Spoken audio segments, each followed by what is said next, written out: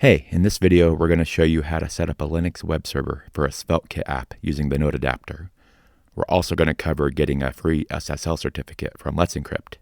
This video won't be a Svelte tutorial though, but we'll focus more on getting an app up and running on a server. So the first thing we're going to do is connect to our server. I'm using the built-in terminal here in Windows and connecting through SSH. But there's other options such as PuTTY, which is a free program you can use. Or if you're using a Mac, it of course has a built-in terminal as well. You basically just want to get to a point where you have access to the command line of the Linux server you're going to use. Once we're in the server, you're going to want to type in the command apt update, and this will get the latest package information. Next, we're going to actually install Apache, which is going to be the web server we're going to use. And you do that by typing in the command apt install Apache 2 and wait for that to finish. Once the installation is complete, you can check to see if the install was successful by opening up your browser and going to the server's IP address or whatever the host name is for that server. And if everything went okay, you should see this default Apache 2 page come up in your browser. This default page is coming from the directory where you typically store all your web files for the Apache 2 web server. And I'll show you where that's at really quick. But first we need to install a text editor that I like to use called Nano. You can use any other text editor that you want in Linux, but I prefer Nano. And to install that, you just do apt install Nano on the server. Then once that's done installing, you can edit files on Linux by just typing the word nano followed by the path to the file you want to edit. Here I'm going to show you where that default Apache 2 page is coming from. So if we type in nano and then followed by var www html and the index.html page that Apache 2 installed, you'll see that this is the HTML page that's generating that website we saw. And just for fun, we can go down to perhaps the title of that page and change what's there just so we can see it change really quick on the browser. So here I'm going to go down to the it works text and add in parentheses testing, just so we have something obvious that changed. And when using Nano, when you want to save, you type Control X on your keyboard. You'll type in a Y or yes to the question to save the modified buffer. And then if you're replacing an existing file, you'll see another question asking to override that. So you also want to hit yes as well and hit enter. And now that it's changed, we can go back to our sample web page and reload it. And you'll see that we now have the testing text in that it works area. With Apache, you can see what sites you have enabled or disabled for the server by going to the directory etc/Apache2. And in there we have a sites available and a sites enabled folder.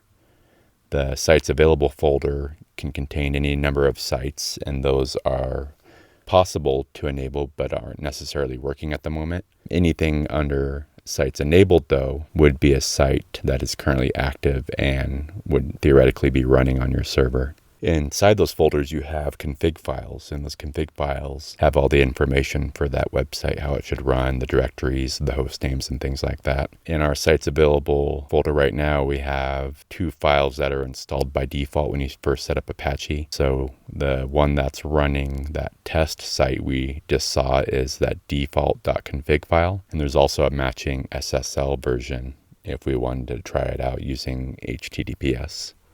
If we use Nano to open that file, you'll see we have virtual host sections in here. And inside those, we can have different settings for different virtual hosts. So this will let you have multiple websites running, for example. I'll show you guys how to do that in a future video when we have more than one SvelteKit app running on the same server. In this example from Apache, though, it's the bare bones with some comments. But you can see we have the server alias, which is going to be the host name for the server that it's looking for, the document root, so where the sender requests when it comes in, and by default in the test, the example website, it's var www html, as we saw, and then some other settings for where to have log and access files, which you can change if you want as well. We're of course going to create a totally different and brand new config file for Apache though for our SvelteKit app. So in order to do that, we're going to use nano and create a brand new file in our sites available directory. So to do that, you type nano and then the path with the new file name at the end of the path. So here I'm going to call it Svelte app 1, and I'm going to use a 1 because eventually we're going to have multiple apps in future videos.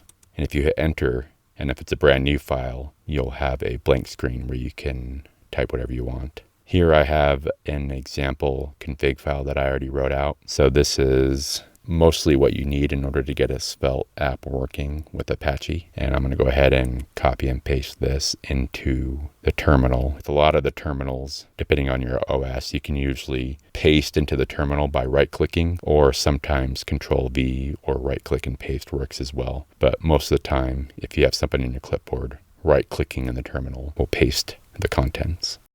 You can see in this example, I already have the settings we want for our app already put in. So the name of the host that I'm going to use and the paths. The top of the file, you can see we have a virtual host section, and this is going to match anything coming in to the server on port 80, so non-SSL traffic. And here we're saying to look for anything that matches the host name or the server name, dev.ritterwebapps.com. And down further in there, we're going to just use Apache's rewrite module to send people to the SSL, the HTTPS version of this website instead. So if they somehow get to it using HTTP, non-SSL, it'll just redirect them to the SSL version. And in the future, in order to get that to work, you'll see we're going to have to turn on that rewrite module. It's not on by default. Down below the port 80 virtual host, we have what we need in order to make SSL work. So we have a section that lets us know we want to use the SSL module in Apache. Within there, we have another virtual host that's saying to look for any traffic on port 443. And we're also going to be looking for the same host name, dev.ritterwebapps.com. But here, in order to get Node working and the Svelte app, we're going to be proxying or kind of forwarding any requests to this to localhost at a specific port. And that's what's actually going to send it to the Node web server and pull up whatever Node has running. And we'll go over how that works later on. And in this example, we need to keep note of what port we put here, or we perhaps need to come back and change the port in the future. But I'm going to use port 5174 for our SvelteKit example in these videos. Once we have that config file all set up the way we want, we just save it again in Nano. You can using Control X and choosing yes and yes, and that'll save it. I'm going to go ahead and clear the terminal here. So we start with the fresh screen. In the terminal, you can do Control L in Windows to clear it. Once we have the config file saved, we still need to enable it. It won't just work right away. So to enable it in Apache, you type in the command a2ensite and then the name of the config file you created minus the file extension. So here I'm typing in a2ensite svelte-app-1, and that'll enable that config file we just created. Anytime you make changes to a config file, you want to make sure there's not any syntax or spelling errors or problems with the file. So Apache has a built-in command for doing that as well, and that's Apache CTL space config test, and config test all one word. And if there's any problems with the file, it'll let you know. Otherwise, it'll say okay. In this example, we're getting some errors that the rewrite engine, it doesn't know what that is. And like I said before, that's because we got to enable that module. Modules for Apache are stored in the etc/apache2/mods available or mods enabled folder, similar to the sites enabled and sites available. Here's what we have enabled by default. And you can see we don't have the rewrite module enabled. And there's a few other ones we need as well, such as the proxy modules and our SSL module so that we have a secure website. When I was making this video, I realized later on, as you'll see, that we needed to also enable the proxy_HTTP mod as well in order to get to work. We got an error because we didn't do that at this point. And to enable a module in Apache, you type in the command a2enmod followed by the module name. Again, minus any file extensions at the end. So to enable our rewrite module, we're going to type a2enmod rewrite. And then to enable SSL, similarly, it's a2enmod SSL. And the proxy ones are a2enmod proxy, and so on. Now that we have those modules enabled that we needed, we can rerun the config test to see if that error ran away. As you can see here, we now get the message syntax OK. And now that the config files are OK, we can go ahead and restart Apache. To restart Apache, you just type in systemctl, all one word, followed by the command, so restart, and then the name of the service, which is Apache 2. Oh, whoops, misspelled systems here. Easy fix. And if you don't get any errors there as well, you should be good. Go ahead and clear the terminal again so we start fresh. And now if we go back to our browser and refresh it, it should still work. If everything worked okay, the default web page should still load for us. And just to show you the difference there between what happens when you enable a new site, let's go ahead and browse and list the contents of the site's enabled folder. So to do that in Linux, you type ls followed by the directory. It'll list any contents there. And if you remember when we made that config file for our Svelte app, we saved it to the site's available folder. But when we did that command, ANEN site, to enable it, Linux went ahead, or Apache went ahead and created a symbolic link, which just points what's in our enabled folder to the available folder. So basically, they're the same file. So here you can see, in addition to our default .config file, we also now have our Svelte app1 config file in our enabled sites. And if you want, we can go ahead and disable the default Apache one as well, just so it's not cluttering up our list of websites if we're ever going to have more in the future. To do that, we would just type in a2dis site followed by the config file name minus the extension. And again, since we made changes to the configuration, we need to restart Apache again. And with Linux, if you didn't know, you can use your arrow keys on your keyboard to view any of your previous commands so you don't have to retype them. So I'm just going to arrow up a few times to the restart command and save myself having to type it again. The next thing we need to do is install Node.js and npm, which is the package manager, on the server. There's a lot of how-to guides out there as well, but I suggest that everyone just goes to the official website for those services and read their instructions, as I'm sure it changes regularly. So here I'm just going to Google installing NVM, the version manager for Node for Ubuntu. And I'm going to go to their official GitHub and go find how to install. So down in the instructions on the GitHub page, you'll see that we have an option to download the available packages using curl or wget. I'm going to go ahead and use wget because I don't think I have curl installed on Ubuntu by default. I'm not sure, but wget should work right away. So I'm simply just going to copy this command. I'm going to right click to paste it into the terminal, hit enter, and now it should have pulled in the information on that repository and that script. In order to have that available right away without restarting or closing the terminal and reopening it, we can type in source followed by /rc, this command right here with the special characters, and that'll allow us to run the following command without having to do a restart. Now, once we reloaded the /rc aliases, we can now run the next step that they tell us to do on their website, which is to run nvm list remote, and this will give us a big long list of all the available Node versions that there are. And we're going to go ahead and pick the LTS, the long-term support version, which is 22.14.0. To install that, you just type nvm install followed by that version, just how you see right there. So v22- or .14.0, hit enter. That'll download and install Node.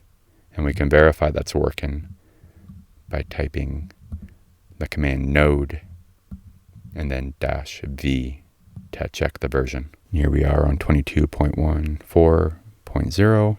Okay, now the server is all set up for Node. So I'm going to go ahead and clear the terminal so we start in fresh again.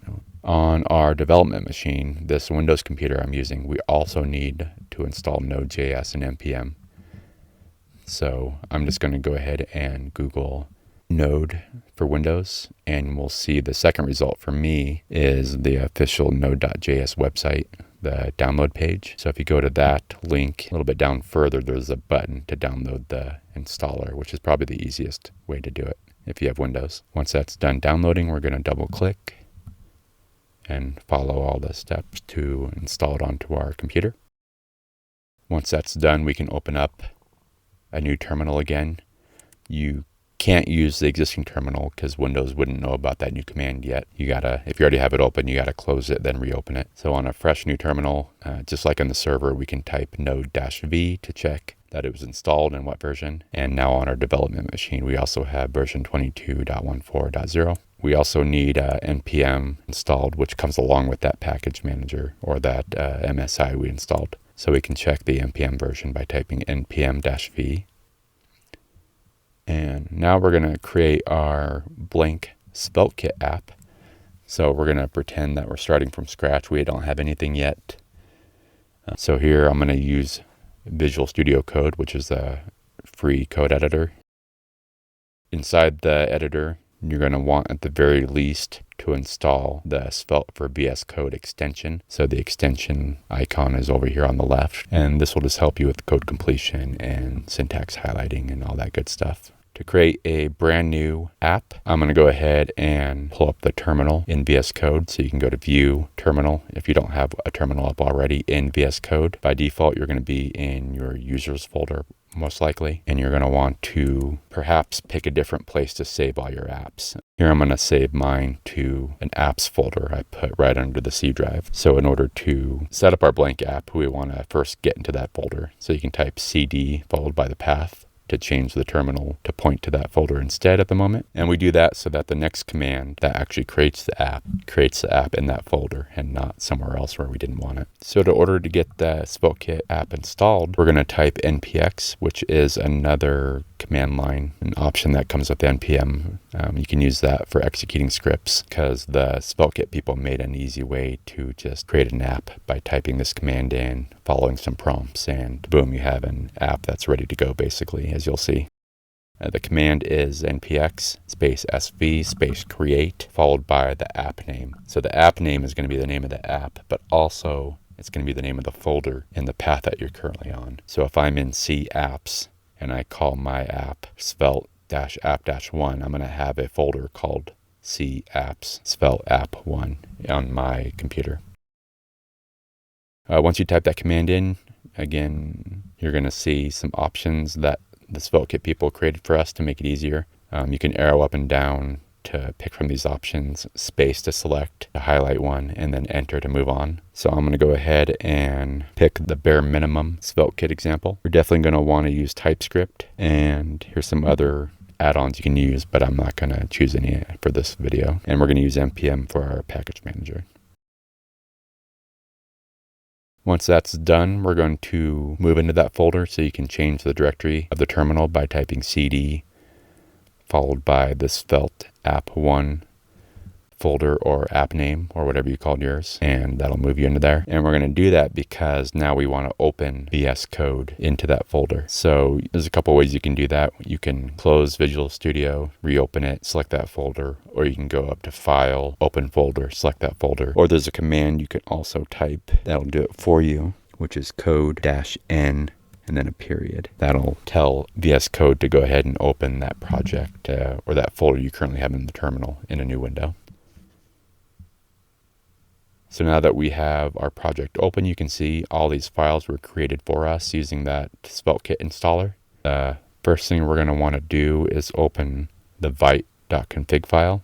And I'm going to go ahead and add some lines of code that'll allow us to manually choose a port for our app. Every SvelteKit app runs on a specific port, and I want to be able to control which port we're going to use because in future videos, we're going to create multiple apps, and I want to be able to know which port belongs to what app in the future.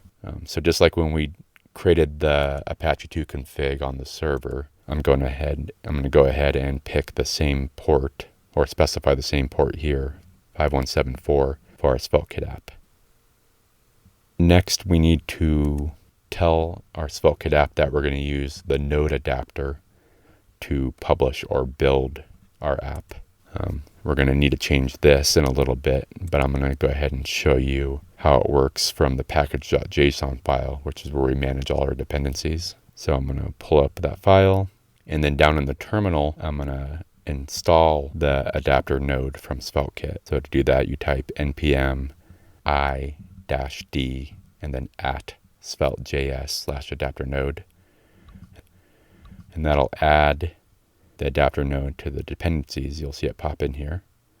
And if we go back to our Svelte config file, we need to modify the top from using the adapter auto to adapter node instead. And again, this is what controls how it gets built when you type the build command in the future. And then don't forget to save the file.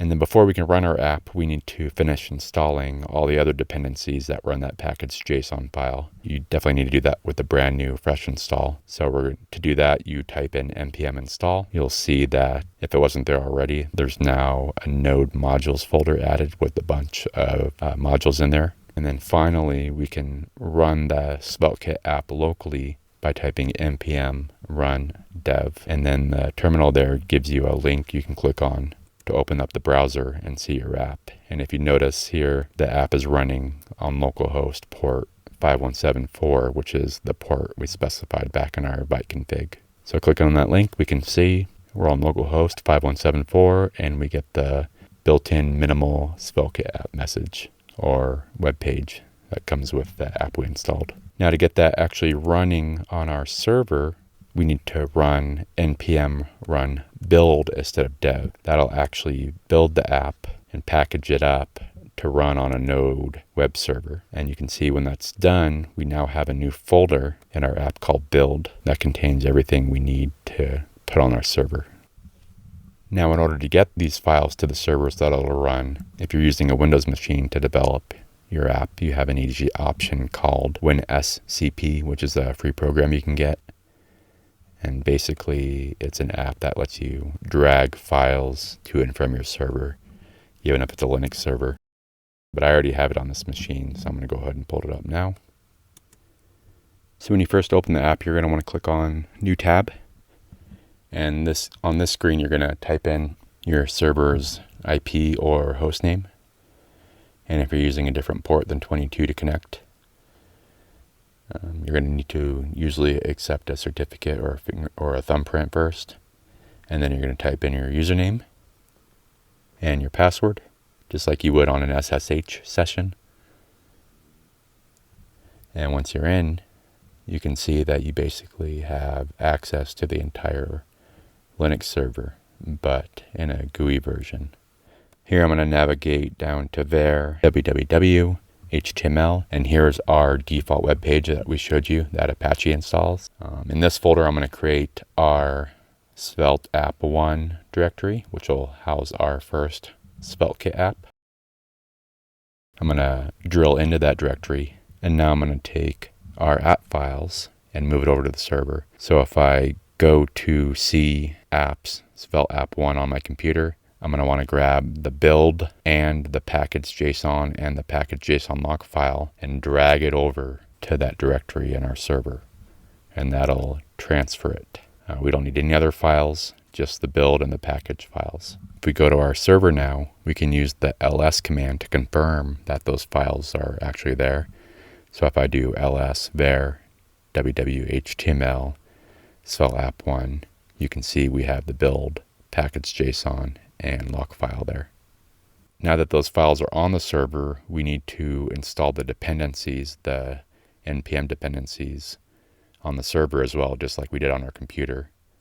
And to do that, we drill into or change the directory into our app, and then we're going to run npm install just like we did on our development Windows computer. And if we check the contents of our folder now, you can see that it added the node modules folder in addition to the build and package.json files. And now we can theoretically see if our app runs by typing node build. And you'll see here, though, that it's running and listening on port 3000 by default. So we're going to want to change that because remember, we set up our web server and our app to use 5174 instead. In order to change the port, we can use a variable when running the command. So to do that, in our case, we're going to type port equals 5174 and then node build. And now it'll run that node server using that port. So to see if this is working now, we can go to our web page, the one that has the Apache default config that we were looking at earlier, but now change the port to 5174. And as you can see here, our SvelteKit app is running on our Linux server now. Now we of course don't want to use the port and the IP address to access our web app. We want to use, a custom domain name instead and not have to worry about typing a port. If we try our host name that we set up currently, the dev.ritterwebapps.com, we're going to get an SSL error because we don't have SSL set up yet. So let's go ahead and work on that next. For the SSL part, I'm going to show you guys how to use Let's Encrypt and a certbot on the Linux server to go ahead and get a free but still valid SSL certificate. To do that, we're going to go to the Let's Encrypt site. They have a getting started page, and some hosting providers have this built into them. But if you don't, like in our example, you can follow the Acme client install yourself instructions. So I'm going to follow that link. And on this page, it's kind of easy. You pick your operating system and what web server you're using, and they'll give you pretty good instructions on how to get it set up. So here we're going to say we're using Apache on Linux. There's two options for Linux, and there's not really a big difference between them as far as between pip and snap. But for me, the server I'm using is a virtual host, and they don't give you access to run snap commands, so I have to use the pip option. But if we select that and we scroll down a little bit, it gives you step-by-step instructions on how to get certbot installed and get a certificate. So the first thing we want to do is install these 4 new apps into our server. So we can copy from the website and right-click and paste into the server. And this will install Python and a few other dependencies that's needed.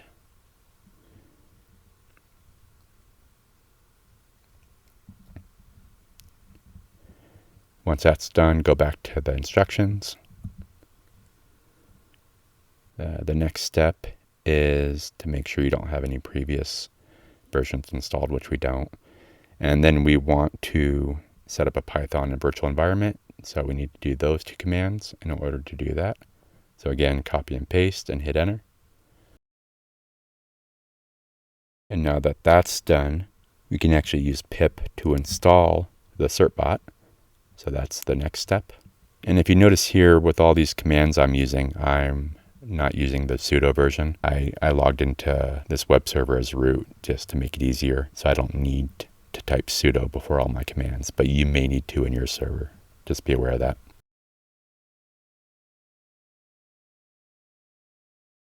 And then back to the instructions.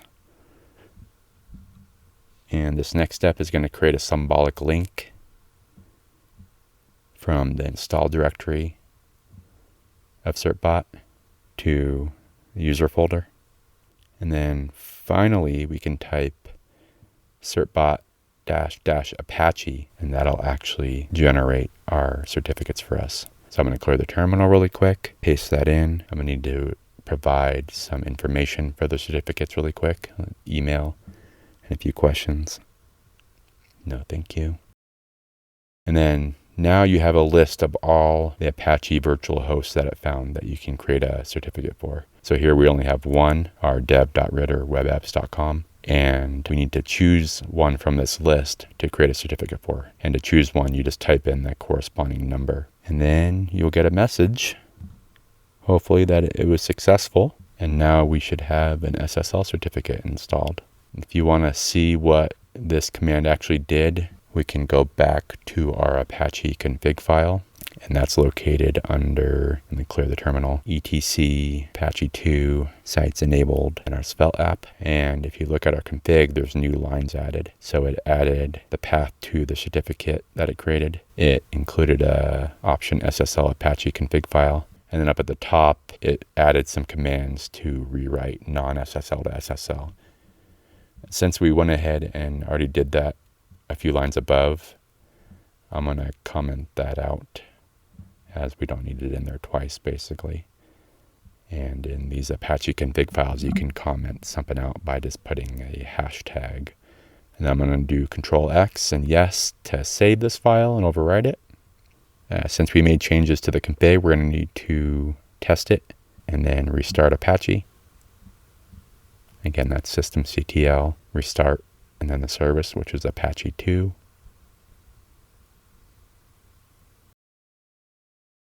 And now I'm going to clear the terminal because we're going to start our node service again. It's not currently running unless you see that message that it's listening on that specific port.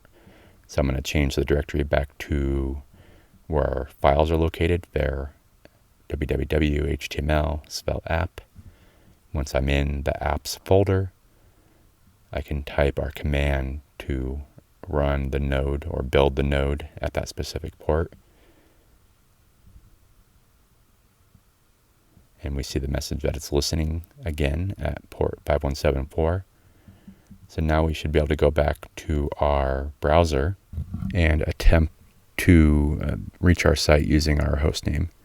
So if we type in dev.raiderwebapps.com, we get an error. So if we get an internal server error, it's likely something to do with Apache or the web server itself. But on the plus side, you can see that our certificate worked. So if we hover over the icon next to the website name, click on it, you can see it says connection is secure. If we click on that, we can see a message that the certificate is valid. So we know the certbot and the Let's Encrypt part worked. But let's check out the errors. So the Apache errors are typically in Ubuntu under var log and then an Apache 2 folder. So here if I list out everything in var log and we see the Apache 2 folder, let's drill into that.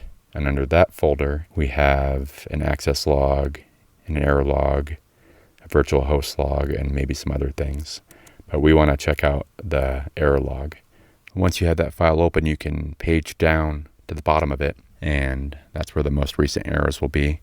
Here we can see if there's anything obvious with the wording of the error. If we use the arrow keys to go to the right and see what the end of this line says, we can see that there's something about the proxy submodule. So let's maybe go look at the modules we installed to make sure we got them all. I'm thinking maybe we missed one. So our modules again are located under etc Apache 2 mods enabled. If you want to see the ones that are on, here's all the mods that we have on. Now let's check out which ones are available and see if there's any obvious ones that I might have missed. You can see there's a lot more, but it looks like the main one we need that I didn't install is the proxy HTTP one. We installed the proxy HTML module, but we also need the HTTP one. So going back, we can add that mod, enable it by typing a2en mod proxy HTTP and hit enter. Since we made a change, we need to restart Apache. And again, that's systemctl restart Apache 2. And now that it's restarted, we can check to see if that fixed it by starting our app again by doing node build and making sure we're still in our apps folder. And here we're listening on port 5174 again. Going back to the website. If we refresh, hopefully the error is gone. Yep, looks like that was it. So now we have the app working under the domain name and not under the specific port when the user is browsing it on the website. We don't have to type in 5174 to get to it. And the reason why that works is because of that proxying that's happening that's happening in the Apache 2 config. We told it that when any requests are coming from dev.red2rebapps.com, we're going to forward it to localhost at port 5174, and that's done in the background. So the user can use the easy way to get to the website, and the web server redirects it to the appropriate location. But as you can see here, the website's only running if we have that node build activated and we see the listening command. If we close out of that and try to run the website, it won't work. We have to have it listening actively in order for the website to work. Now, obviously, we don't want to have to keep that running all the time. There's going to be times you want to type in commands into your server for whatever reason, or it might just need a restart, or your terminal session might just end, and that would knock your website down, which isn't good. So to get around that, with these Node web apps, we run them in a service. So let me show you how to do that. Services in Ubuntu and Linux are typically under etc systemd system folder. So here we can create a brand new service config file that'll define our service. We can do that using nano. I'm going to name the service the same name as our app, just so everything's consistent. And you name the file the appname.service and hit enter. Again, this file doesn't exist yet, so it's a blank file at the moment, but I already have what we need for that config file stored over here. So I'm going to copy, right click and paste, and at the top we just have some information that defines the name of this service. So I just called it Svelte App 1 service. The next most important thing you need to be aware of is the environment. So here we're telling it that it's going to be run under production mode. If for some reason you need to run it under development mode on this server, this is where you would change it. And then at the end of this line, we have the important part that specifies what port it should always run. So make sure this port matches what you said in the Apache 2 config file and in your app in the code. And for my example, what I stole this from, I needed the ability to have no limit on file uploads or requests sizes. So I had the line to do the body size limit of request to infinity. So we don't need that for ours. So I'm going to remove that. The next bit is the working directory. So this is where the app lives. So it's under var www html, the folder of our app, and then the build folder in that folder. So make sure you specify that build folder we moved over. And then the next line is the path to where Node lives. And then towards the bottom, we just have, for logging purposes, the name of the app. So change that as well, so it's easy to track in logs in the future if you ever need to look at that. So we're going to do Control X and Y to save, create the new file. And when you create a new service, you need to first enable it. So to enable it, you type systemctl enable and the name of the service. So here we called it Svelte App 1.service, and you don't really need the .service part either. So you can just type Svelte App 1. And then after it's enabled, we need to reload the config. And to do that, you type systemctl daemon reload. And looks like I got an extra S in there again. Let's fix that. And after the config's reloaded, you'll want to start the service by typing systemctl start and then the name of the service, which again is Svelte App 1. So now, just like when we manually ran it by typing node build, it should now be running in the background. So we don't have to keep the terminal open in order for the website to stay up. And we can continue to work on the server and do other things. Let's go ahead and also show you how to check the status of it. If you need to see what's going on with the service, you can type systemctl status and the name of the app or the name of the service and hit enter. And looks like you can see here, we do have a problem with ours. Looks like it exited, so it's not currently running. You typically see not red, and it would say running if it was successful. So let's see what's going on here. The first thing to check is probably our service config file, but we can also maybe look at the logs and see if there's anything obvious in the logs for that service. So if you ever need to view the logs for a service, you can type journal CTL and then -e, which just takes you to the end of the line, and then -u, which is asking for what app you want to view the logs for. So after the -u, you type the name of the app. And if you hit enter there, and then page up or down, this is all the logs for the service. And you can see here, within the span of a few minutes, it's been stopping and starting, stopping and starting. So that's another good thing with using a service for these Node apps, is that if they fail, if they ever stop, it'll try to restart itself. But in our case, it's constantly failing over and over again. So we need to figure out what's going on here. I don't see anything obvious here that says what's wrong in the error logs. So like I said before, let's go ahead and go back to the config file, to the .service file, and see if there's anything obvious there. So everything's pretty similar to how it was when we manually ran the Node server, right? We were in this folder and we were running it at that port, but maybe this exec start, the path, maybe that's not correct. I took this from another server I have, and maybe the Node installation on there is in a different path than the way we did it here. So let's check. If we go back, we can see where Node is installed by typing the command which followed by the command, and that'll tell you where that command is running from.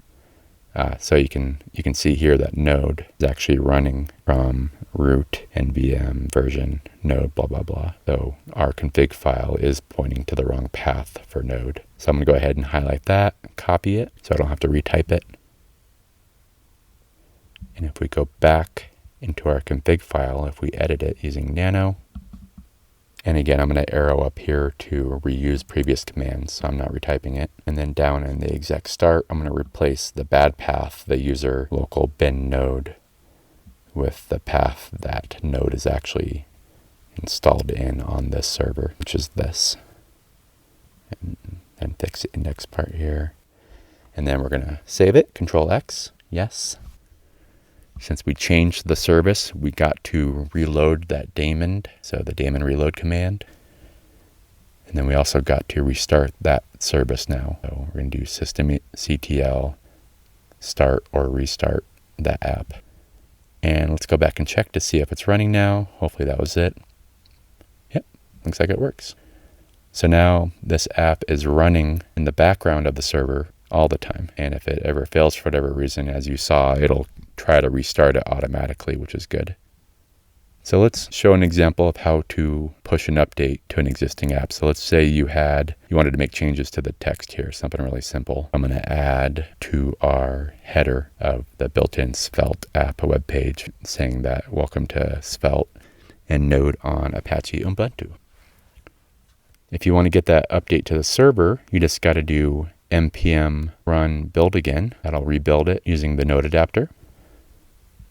You're going to copy the build folder over to the server again. In this case, you're only going to copy the build folder now. You don't need to copy the package JSON files unless you added packages to your app. If you didn't mess with the packages, you only need to replace the build folder. So I'm going to drag it over and tell it to overwrite if it asks me. And once you make changes to the app, we do need to go back into the server and restart the app again, because the old version is loaded into memory. So even though you changed the file, if you went back and refreshed the web page, it would still show the old version. So I'm going to do a systemctl restart Svelte app 1. And if we refresh, there you go. We have the new version of our app, the new text, visible now by just making changes, saving, rebuilding the app, moving the build folder over to the server, and restarting that service on the app.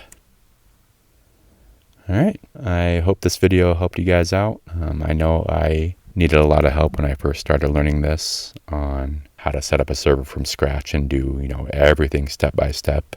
Most of the things you can find online are kind of fragmented, how to set up a server separately, then how to create a SvelteKit and push it separately. So hopefully this helps some people out. Next, I'm going to make a video showing you all how to have multiple apps on the same server. So you can have two separate apps running on different ports on the same server. You can even have them running on the same domain name if you want. I'll show you guys how to do that too. So you can have, your domain /app1 and then your domain /app2, each running a completely separately packaged SvelteKit app. So I'm going to make that video next and upload it for you guys. Thank you. See you later.